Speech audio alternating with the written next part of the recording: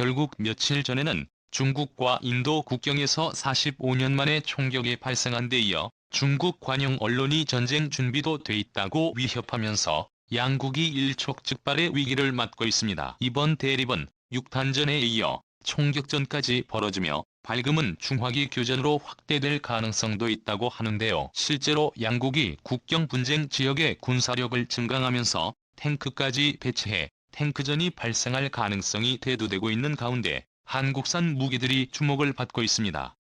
자세히 알아보겠습니다. 채널명 인터넷 신문 구독과 알림 설정 진심으로 감사드립니다. 해발 4,000m가 넘고 기온이 영하 45도까지 내려가는 라다크 지역은 탱크를 운영하기에는 좋지 않은 환경인데요. 또한 산악지대는 지형이 험준해 탱크의 기동이 제한된다. 게다가 산소 농도가 낮아 탱크 디젤 엔진이 정상적인 성능을 발휘할 수 없습니다. 이 때문에 중국은 무겁고 둔한 중형 탱크 대신 보병에게 큰 위협이 될 수 있는 경전차를 라다크 인근에 배치했습니다. 중국이 이 지역에 배치한 경전차는 2019년에 등장한 최신 15식 경전차로 중량 50톤급 주력 전차가 제대로 활동할 수 없는 티베트 고원지대나 중국 남부 베트남 국경지대 등에서 사용할 수 있도록 개발한 중량 35톤급의 경전차입니다. 15식 경전차는 차체 크기를 줄임과 동시에 자동 장전장치 채택을 통해 승조원을 3명으로 줄이고 포탑의 높이와 폭도 최대한으로 억제하였습니다. 차체는 중국이 독자 개발한 복합 장갑으로 보호되며 차체 전면과 측면 포탑에는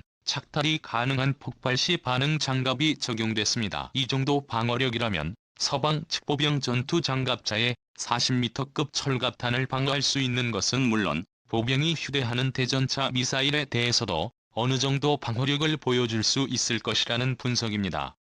활용 역시 준수한데요. 중국은 15경 전차의 주포로 100mm 규격을 채택했습니다. 중국 측이 공개한 재원에 따르면 주포는 날개 한쪽씩 철갑탄을 사격했을 때 2km 거리에서 균질하면 강판 300mm급 대전차, 고폭탄을 사격했을 때 거리 관계없이 유효 사거리 내에서 400mm급 관통력을 가진 것으로 알려져 있습니다. 이 정도 수준이면 인도그의 T-72급 전차를 충분히 파괴할 수 있습니다. 15m씩은 필요할 경우 주포에서 발사되는 GP4 발사 대전차 미사일도 쓸 수 있는데요. 사거리는 5km, 관통력은 600mm급입니다. 이는 재원상으로 인도군이 보유한 모든 전차를 격파할 수 있는 공격력입니다. 또한 한국의 K1이나 K2 전차처럼 6외압 서스펜션을 채택해 4대의 노파제를 조절해 5도 내외의 추가적인 전차포 방열 각도도 얻을 수 있어 산악지형 등에 대응하는 데 효과적입니다. 중국 15시 경전차는 고지대 작전에 대응해 파워팩의 기존의 터보 장치에 직렬로 연결되는 추가 터빈 장치를 장착하였습니다. 그 덕분에 8250의 집에 엔진은 평시 883마력의 출력을 발휘하지만 추가 터빈을 가동하면 1000마력 이상으로 출력이 상승해 고산지대나 험지에서 높은 효율을 보여줄 것으로 보입니다. 이 같은 중국의 움직임에 인도는 최신 전투기를 배치함과 동시에 평균 고도가 3600m나 되는 라다크 지역에서 사용할 수 있는 경전차를 긴급히 요구하고 있습니다. 신형 경전차 도입 사업을 발표하고 긴급 예산까지 편성한 인도 육군은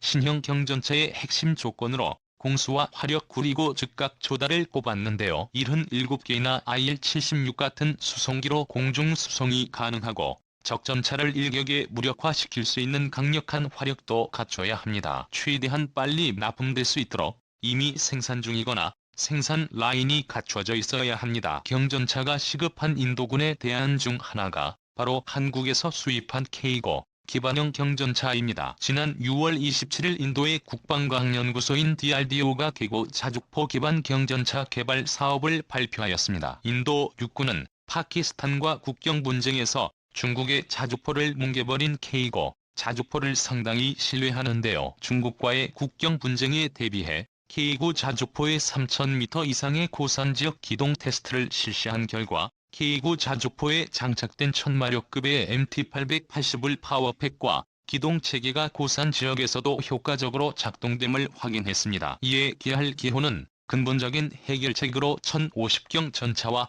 제대로 맞설 수 있는 K-고 기반형 경전차 제안한 것이죠. 인도는 신뢰성이 입증된 K-고 자주포의 차대별 기아시의 바이사가 개발한 C300만 105 포탑을 결합해 신뢰성이 우수한 전투 중량 35톤급의 경전차를 급조하는 것이 가능하다고 보고 있습니다. C3100 포탑은 전체 중량이 4.5톤에 불과하지만 나토 표준학습은 전차 포탄약을 발사할 수 있는 100mm 고압 저반동포를 장착하고 있습니다. 장착된 105mm 포의 보안각은 플러스 40에도 마이너스 10도이며 자동 장전 장치를 갖추고 있어 전차장과 포수만으로 운용 가능합니다. 그리고 수요국에 따라 다양한 사격 지휘 체계를 장착할 수 있으며 포탑 자동 장전 장치에는 19발의 탄을 장전할 수 있습니다. 즉 화력 면에서는 중국 15형 전차에 전혀 꿀리지 않습니다. K9 자주포 차대는 미터 거리 안에서 폭발한 152mm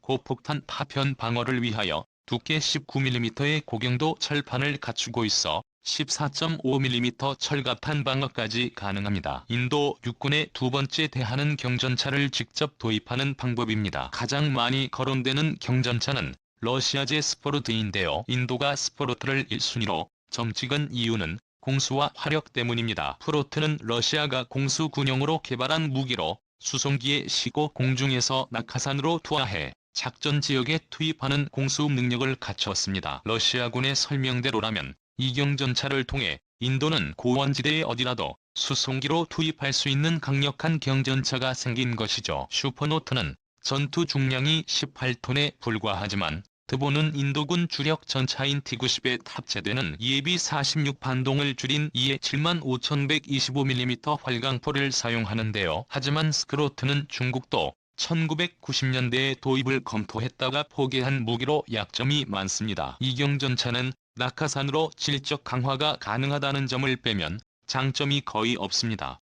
화력도 사실 장점으로 볼 수 없는데요. 18톤에 불과한 차체는 125mm의 엄청난 반동을 제대로 흡수하지 못해 정밀성에 문제가 있다는 지적입니다. 이 때문에 스포르트는 주포 사격전 차량을 정차하고 서스펜션을 최대로 내려 지면에 바짝 밀착시킨 뒤 사격하도록 권장하고 있습니다. 스타크래프트에 나오는 시즈모드 탱크를 생각하시면 이해가 빠르겠네요. 이렇게 사격하지 않으면 포신이 흔들려 명중률이 형편없이 낮아집니다. 그렇다고 서스펜션을 지면에 밀착시켜 사격을 하려 하면 사격을 준비하는 수초 동안 고정된 상태로 적이 시야에 그대로 노출되게 되죠. 또한 경량화를 위해 사용한 알루미늄 합금 산삭제는 중기관총에 관통될 정도입니다. 이런 전차가 전장 한복판에서 사격을 위해 몇 초간 멈춰 있다면 어떻게 될까요? 스타크래프트에서 질주 모드 하는 동안 파괴되는 탱크를 쉽게 보셨을 겁니다. 때문에 인도군 내부에서는 중국의 15전차에 제대로 대적할 수 있는 경전차를 구매해야 한다는 목소리도 나오고 있습니다. 그 후보로는 한국화 디펜스의 K-11 대구경 전차가 다크호스로 떠오르고 있습니다. 현재 필리핀 경전차 사업에서 경쟁하고 있는 한화 디펜스의 K-20을 105는 시의 바이사가 개발한 105mm C3100 포탑을 사용하고 있습니다. 위에서 언급한 K9 경전차와에 사용되는 포탑과 같은 포탑이죠. 사실 경전차용 포탑으로는 유일하다고 할 수 있습니다. 100mm 주포는 우리 군이 보유한 모든 종류의 105mm 전차 포탄 및 북대서양 조약기구 표준 17 전차 포탄을 운용할 수 있으며 42도의 포신 고각으로 최대 사거리 15km의 곡사 화력 지원도 가능합니다. 포구 초속은 K174 신형 날개 안정 분리 철갑탄을 사격할 경우 1월 5일 6로 2km 거리에서 510mm의 균질함 현관 아래에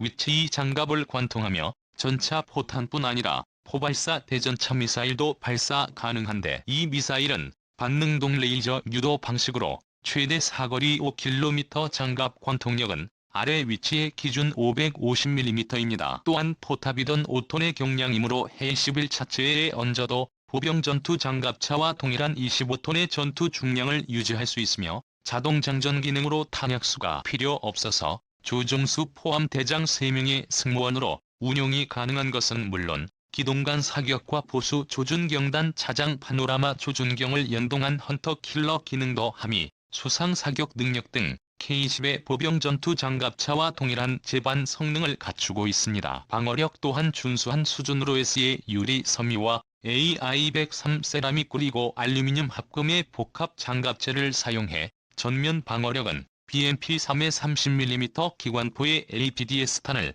1km 거리 밖에서 방어한다고 합니다. 인도가 어떤 선택을 하든지 한국에게는 상당한 이익이 있습니다. 인도 국방부가 K고 자주포 기반형 경전차 개발을 결정한다 해도 현재 라이센스 생산 중인 K고의 경우 한국에서 공급한 부품을 인도의 중소기업들이 조립 생산하는 방식으로 한국에 이익이 많은 편입니다. 인도는 18개월 안에 3대 실제 경경전차를 급조하게 원하고 있는데요. 이는 인도 혼자서는 어림도 없습니다. 특히나 105mm C3000대고 포탑은 기존 K고 자주포 포탑과 비교해 아주 가볍고 반동도 약하므로 포탑에 맞추어 개발된 기동차대 전체에 대한 대규모 재설계가 필요합니다. 말이 K고 기반이 GK고 부품을 활용해 신형 경전차 차들을 새롭게 개발하는 것이나 마찬가지입니다.